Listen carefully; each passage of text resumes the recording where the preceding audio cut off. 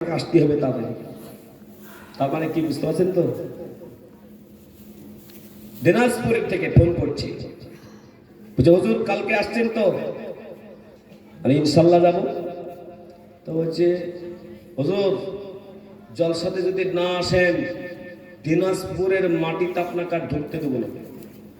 দিনাজপুরের মাটিতে যেখানে আসবেন আর আপনি জলসা করতে পারবেন না যদি না আসেন। বললাম ইনশাল্লাহ যাবো, আপনাকে তো বলছি আমি যে আল্লাহ যদি বাঁচিয়ে রাখে সুস্থ রাখে, আমি জামিরুল ইসলাম কোনো জলসাতে আমি যাকে কথা দিয়ে আমি কাটি না। কিছু বক্তা আছে একটা 15,000 টাকা আমাদের জলসা পেয়ে গেলে 10,000 টাকা দেওয়ার বক্তা ছেড়ে জলসা ছেড়ে যায়। আমিও বক্তা নয়, আমাকে যে আগে বলে তার কাছে আগে যাই। তো আমি বলছি ইনশাল্লাহ যাবো। তো লাস্টে বলছি ইনশাল্লাহ, আমি ইনশাল্লাহ বুঝি না, আপনার কাজ দিয়ে হবে। কথাটা বুঝতেন তো? আপনারা ওইরকম ইনশাল্লাহ বলা হলো লোক নাকি? জোরে বলুন তো ইনশাল্লাহ। এই তো আওয়াজ কত সুন্দর, মাশাআল্লাহ। আল্লাহ আপনাদের সকলের ইনশাল্লাহ বলাকে কবুল করুন। জোরে বলুন আমিন। মুসলমান, আমি আপনাদেরকে বলছিলাম নামাজ দাঁড়িয়ে পড়তে হবে। দাঁড়িয়ে যদি নামাজ পড়া সমস্যা হয়, বসে বসে নামাজ আদায় করো। বসে বসে যদি নামাজ সমস্যা হয়, শুয়ে শুয়ে নামাজ আদায় করো। যদি শুয়ে শুয়ে নামাজ পড়তে সমস্যা হয়, ইশারা করে নামাজ আদায় করুন। ইশারা করে সমস্যা হচ্ছে আর পারছেন না, ও মুসলমান, পরিবারের লোকদের আপনি ওসিয়ত করুন, এই পরিবারের লোকেরা আমার যত ওয়াক্ত নামাজ কাজা যাচ্ছে তোমরা লিখে রাখো। আল্লাহ যদি সুস্থ করে দেয় তবে আমি ওই নামাজের কাজাগুলো আদায় করব।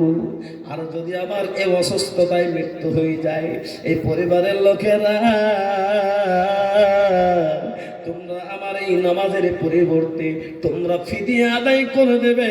কারণ আমার আমল নামায় যদি এক ওয়াক্ত নামাজ কাজা যায় 2,88,000 বছর জাহান্নামে থাকা লাগবে। আমি আপনাদের বলছিলাম মোটরসাইকেল রাখলে যেমন তালা লাগিয়ে দে, বাড়িতে যেমন তালা লাগান, ওই তালা খোলার জন্য কি প্রয়োজন আছে? জোরে বলুন, জোরসে বলুন। চাবি প্রয়োজন আছে।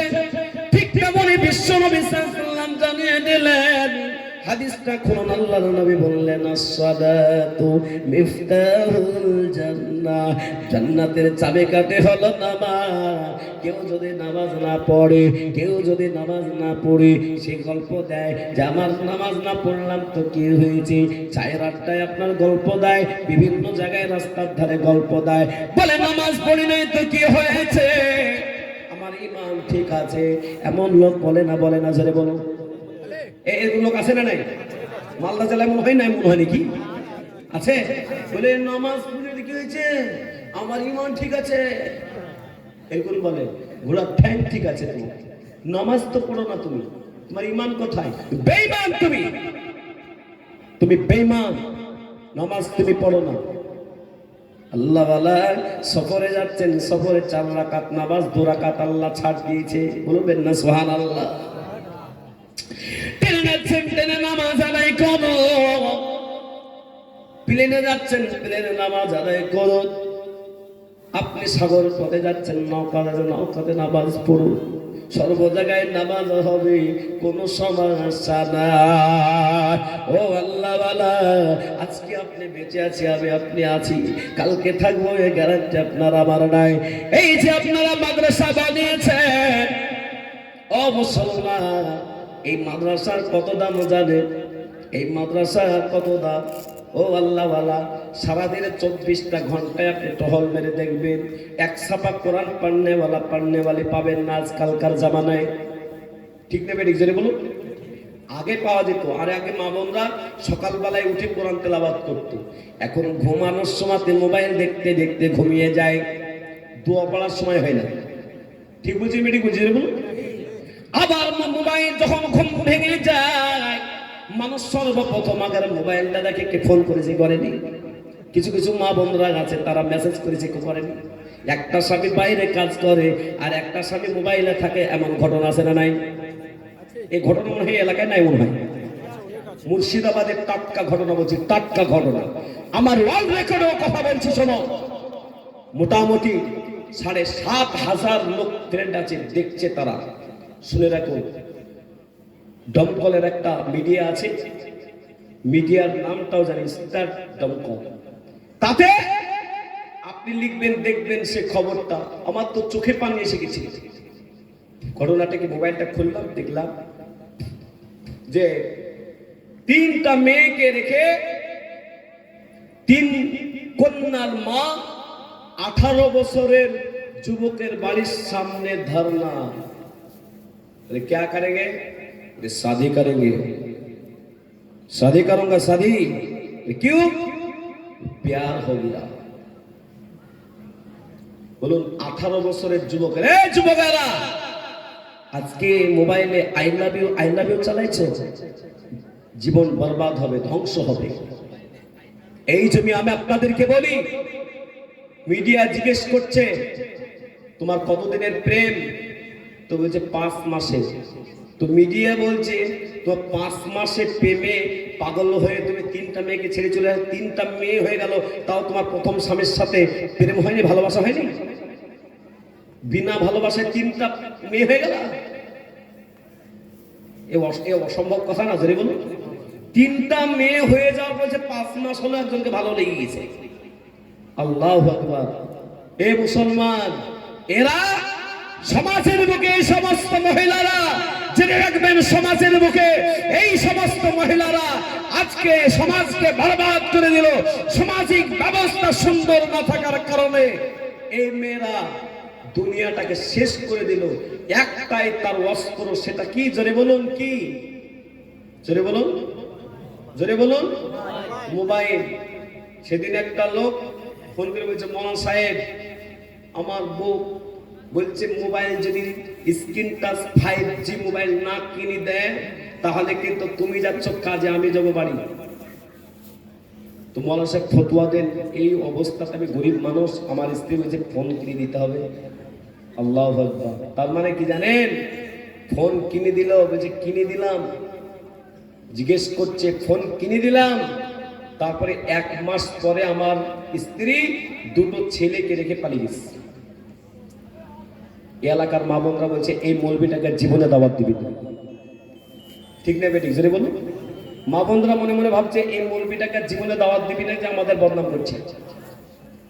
এ মায়েরা, মোবাইল ব্যবহার করতে নিষেধ নাই, কোরআন শুনুন, বক্তব্য শুনুন, বিভিন্ন নসিহত শুনুন। ছেলে মেয়ে তো মা হয়ে যাওয়ার পর কোথায় তুমি হ্যালো ফুসুল ফাসুল করছো, আল্লাহ কিন্তু ছাড়েন না। ও মুসলমান, আপনি কবরকে ভয় করুন, আল্লাহকে ভয় করুন। ও মুসলমান, এই দুনিয়ায় আজকে আপনি আছি, কালকে থাকবো গ্যারান্টি না। আমি বলছিলাম পুরো এলাকার মানুষ কোরআন পড়ে না, কিন্তু মাদ্রাসায় কোরআন পড়া চলে না, চলে না? এই যে চলে না, চলে না? কিয়ামতের ময়দানে, হাসরের ময়দানে সূরা রহমানটা করুন, আল্লাহ পাক বলেন আল্লাহ তাতাগা ফিল মিজান। আল্লাহ পাক একটা মিজানের পাল্লা সেটিং করবে, সবার আপনার আমলনামা মাপা হবে, কিন্তু ওই ব্যক্তির আমলনামা মাপা হবে না যে কোরআনের হাফেজ হয়ে গেছে। জোরে বলুন সুবহানাল্লাহ। নারে তাকবীর। কোরআনের যারা হাফেজ হয়েছে তাদের বলবে যাও জান্নাত চলে, হ্যাঁ হাফিজে কোরআন, যাও জান্নাত চলে যাও। জান্নাতের গেটের কাছে গিয়ে হাফিজে কোরআন দাঁড়িয়ে যাবে। আল্লাহ বলবে হাফিজে কোরআন তুমি দাঁড়িয়ে গেল কিসের জন্য বলো, দরজা দিকে জান্নাত যাচ্ছ না কেন? হাফিজে কোরআন ওই দিন বলবে আল্লাহ আমরা লক্ষ্মীপুর মাদ্রাসায় কোরআন তেলাওয়াত করতাম, যারা আমাদের থাকা খাওয়া, আমাদের যারা পড়াশোনা করার শিক্ষকের ব্যবস্থা থেকে শুরু করে যারা করে দিয়েছিল, ওগো আল্লাহ আমরা তাদেরকে না নিয়ে জান্নাত যাব না। আল্লাহ পাক আপনার ওয়াদা, আজকে যারা মহব্বত নিয়ে এই মাজলিসে বসেছেন মাদ্রাসার জলসায়, আল্লাহর কসম করে বলি ওই দিন এই হাফেজে কোরআনরা যারা মাদ্রাসায় পড়ছে আল্লাহর সামনে বলবে আল্লাহ এই লক্ষ্মীপুর এই জলসাতে এসে যারা আমাদেরকে মহব্বত দিয়েছিল, ভালোবেসেছিল, তাদেরকে নিয়ে জান্নাত যাব।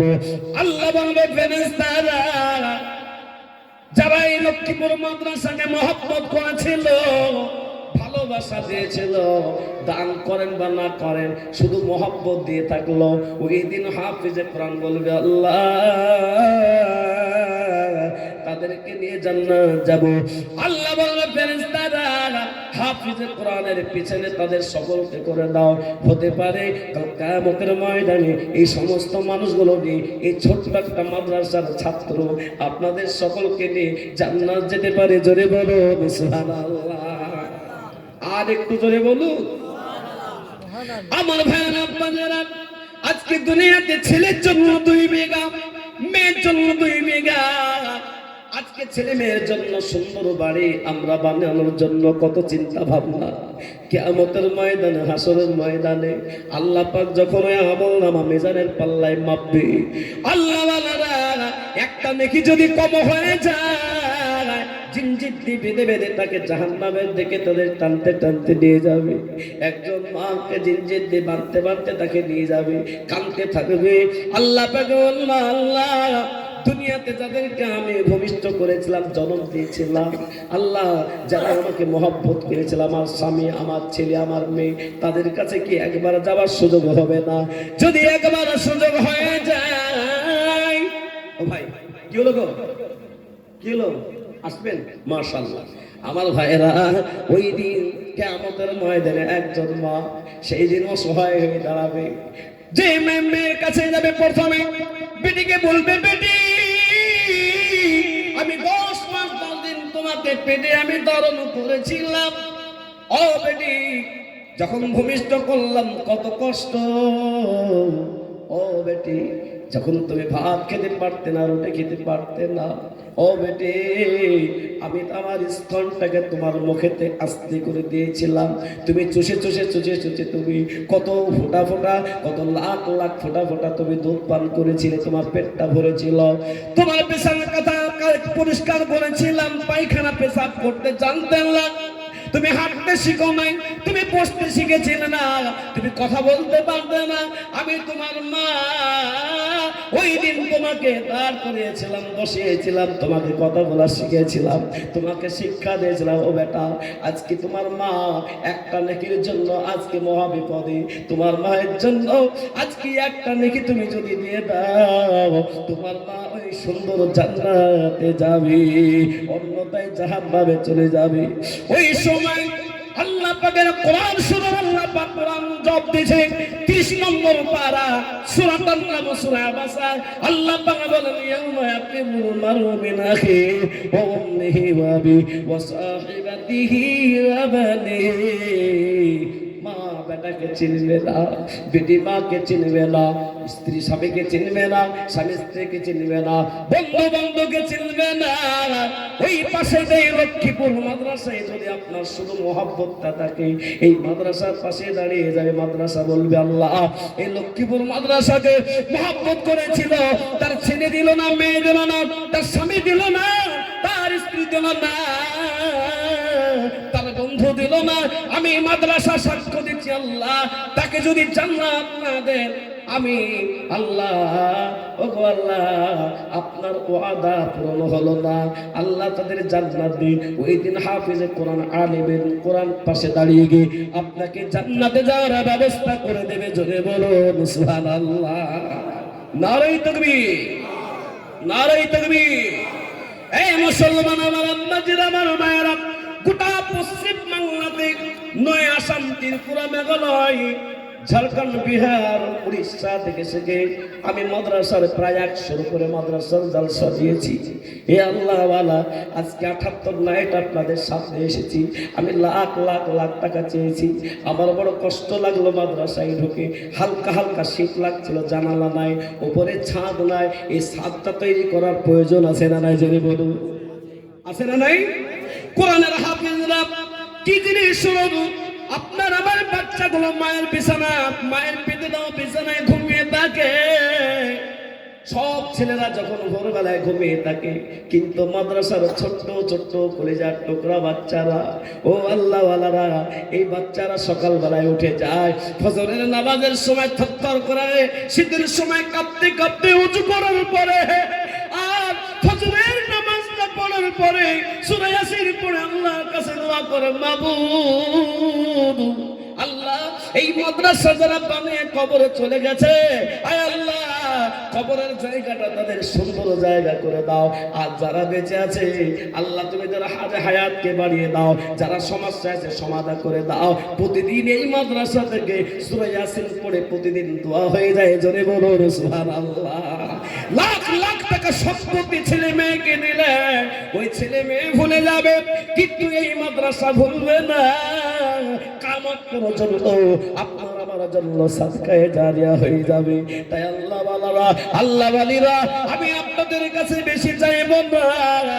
একজন ব্যক্তি প্রথম নম্বরে 50,000 টাকা চাইবো। আল্লাহ ওয়ালা জান আছেন মাওলায়, আমি আস্তে আস্তে দিয়ে দেব। আমি সাত যখন হবে নিজে হাতে সামান কিনে আমি দিয়ে দেব। আমার হিম্মত আল্লাহ এক নম্বরে দেখতে চায়, হাত উঠিয়ে বলবেন ইনশাআল্লাহ। নারায়ে তাকবীর। এই যে মাফিজুল ভাই নাকি মুজিবুর রহমান, হাত পারেন, জোরে বলবেন না সুবহানাল্লাহ। মাস্টার ওখানে বসছিল, আমি চিনতে পারলাম, বললাম ভাই আপনার কাছে আসলে কেন, মুসাফা করব। আল্লাহু আকবার, ভালো লাগলো তাই আলহামদুলিল্লাহ। তিনি বলছেন 50,000 টাকার দাতা, জোরে বলবেন না নারায়ে তাকবীর। আল্লাহ আজকে এই মাদ্রাসা আল্লাহ তুমি কবুল করো, জোরে বলো না আমিন। এই গ্রামকে কবুল করো, এই মাদ্রাসাকে আমাদের সকলের জান্নাতে যাওয়ার জারিয়া বানিয়ে দিও, জোরে বলো না আমিন। আপনার নাম কি বললেন? মুজিবুর রহমান। মুজিবুর রহমান সাহেব মাস্টার, মাস্টার তো পুলিশ। আল্লাহ ওনাকে কবুল করুন, জোরে বলো না আমিন। প্রশাসনিক পদে মুসলমানের ছেলেরা বড় কম আছে, আমি খুশি হলাম যে আজকে প্রশাসনিক পদে তিনি আছেন, বলুন আলহামদুলিল্লাহ। আল্লাহ ওনার হায়াত কারো বাড়িয়ে দিক, জোরে বলুন আমিন। পরিবারকে কবুল করো। তিনি বলছেন মুজিবুর রহমান সাহেব তিনি 50,000 টাকার দাতা, জোরে জোরে বলি নারায়ে তাকবীর। আল্লাহ তোমার প্রিয় বান্দা দেখো এখানে ছিল, এই মুজিবুর রহমান সাহেব তাকে পরিচিত হলো, দানের পরিমাণ 50,000 টাকা কবুল করে না কবি আল্লাহ। আর দোয়া করে মালা তাদের করো, দুনিয়া ঘেরা করে দেও সকের জীবন। আমিন আমিন আমিন। এ মদদ দোয়া করো রব্বুল আলামিন, জোরে জোরে বলে নারায়ে তাকবীর। এ মুসলমান, এই জুবানের শক্তি দিয়েছে বলার মতো, অনেক মানুষের জুবান বন্ধ হয়ে যায়, হয় না হয় না? আল্লাহ যে জুবান দিয়েছে প্রতিদিন 3 ঘন্টা 4 ঘন্টা, যেমন আজকে 4 ঘন্টার উপরে কথা বলা হবে, ওখানে বলেছে 2.5 ঘন্টা, আর আজকে এখানেও মোটামুটি 2 ঘন্টা বলবো, মনে 1 ঘন্টা হয়ে গেল। আল্লাহওয়ালা প্রতিদিন চিল্লাচ্ছি, যত চিল্লাই তত আল্লাহ পাক মাশাআল্লাহ আরো শক্তি দিচ্ছে। আল্লাহ পাক শরীর স্বাস্থ্য বাড়াচ্ছে, ওষুধের কোনো প্রয়োজন পড়ে না। আল্লাহর যে নাম নেই, ইয়াকিনের সাথে বিশ্বাসের সাথে যে আল্লাহ পাকের নাম নেবে, 70 রকম রোগ আল্লাহ ভালো করে দেয়, জোরে বলবেন না সুবহানাল্লাহ। জোরে জোরে বলেন নারায়ে তাকবীর। আল্লাহ তোমার প্রিয় বান্দা দেখো এত সুন্দর ছিল, এই 50,000 টাকা দেখো মাদ্রাসার মহব্বতে দিল, যে এসে দিতে কবুল দান, এ দান কি কবুল করো তুমি দেবন। আমিন আমিন আমিন। এ মদদ দোয়া করো রব্বুল আলামিন। আল্লাহ তুমি কবুল করে নাও, মাশাআল্লাহ আলহামদুলিল্লাহ। আল্লাহু আকবার। আমি চাইবো মাদ্রাসার ছাদের জন্য, বলুন আপনাদের বড় বড় সুন্দর সুন্দর বাড়ি হয়েছে, মাদ্রাসার ছাত্র যারা কোরআন পড়ছে, পৃথিবীর শ্রেষ্ঠ কিতাব পড়ছে, যে কোরআনের এক একটা শব্দকে পড়লে 10টা করে নেকি পাওয়া যায়, যদি বলবেন না সুবহানাল্লাহ। পড়নে वाला পড়ানে वाला, নবীজি বলেছেন খায়রুকুম মান তাআল্লামাল কুরআনা ওয়া আল্লামাহু। তোমাদের ভিতরে ওই ব্যক্তি উত্তম যে কোরআন পড়ে এবং কোরআনকে পড়ায়, জোরে বলুন সুবহানাল্লাহ। পড়নে वाला পড়ানে वाला, আপনারা পড়ানে वाला, তো আমি 10 জন নবীজির সাহাবা জান্নাতের সার্টিফিকেট পেয়েছিল, তবে 10 জন ভাইয়ের ভিতরে একজন ভাই প্রথম নম্বরে 10,000 টাকার দাদা। আমি দেখতে চাই যে মাদ্রাসার ছাদের জন্য কেউ আছেন যে বলতে পারবে 10,000 টাকার দাদা, একজন বলুন। আমার ভাইজান তিনি দিলেন 50,000, তো একজন প্রথম নম্বরে বলুন 10,000। আলহামদুলিল্লাহ। হাজির কি নাম? জনাব আব্দুল মাতিন সাহেব, তিনি দিলেন 10,000 টাকার দাতা। একবার জোরে সরে বলি না তাকবীর। এ বাবা, আপনাদের আওয়াজটা একটু জোরে সরে চাই। জি, তাহলে জোরে সরে বলি না তাকবীর। আল্লাহ তোমার প্রিয় বান্দা দেখো আব্দুল মাতিন সাহেব ছিল, এই 10,000 টাকা দেখো এক নম্বর দিল। দানকে গুণ করো তবে আমেনা আমেনা সুন্দরী এ মদন দুয়া গুণ করো রব্বুল আলামিন। আল্লাহ তুমি কবুল করো। দুই ভাই একজন হয়ে গেল 50,000, একজন 10,000। আল্লাহ তাদের পরিবারে আল্লাহ তুমি বরকত দাও, কাজ কর্মতে বরকত দাও, ব্যবসা বাণিজ্যতে বরকত দাও, সমস্যায় থাকলে সমাধান করো। আল্লাহ জানে মানে বরকতে ভরে দাও। জোরে বলুন আমিন। আমি মুসাফির, 3 ব্যক্তির দোয়া কবুল হয়। এক মুসাফিরের দোয়া, এক মাজলুমের দোয়া, আর এক বাবা আমার দোয়া। তাই আল্লাহ ওয়ালা বলুন 2 নম্বরে 10,000 টাকার দাতা। আপনি বলবেন আমার কাছে জান আছে মওলায়, আমি যখন ছাদ তৈরি হবে এই ছাদের জন্য আমি হালকা হালকা করে আস্তে আস্তে দিয়ে দেব, আস্তে আস্তে দিয়ে দেব। বলুন 10,000 টাকার দাতা 2 নম্বরে কে আছেন বলুন? 2 নম্বরে 10,000 টাকা। মনকে একবার জিজ্ঞেস করবেন যে আমার বাড়িটা ছাদের হয়েছে, যে বাচ্চারা কোরআন তেলাওয়াত করছে 24টা ঘন্টা কবরে নেকি পৌঁছাতে আছে।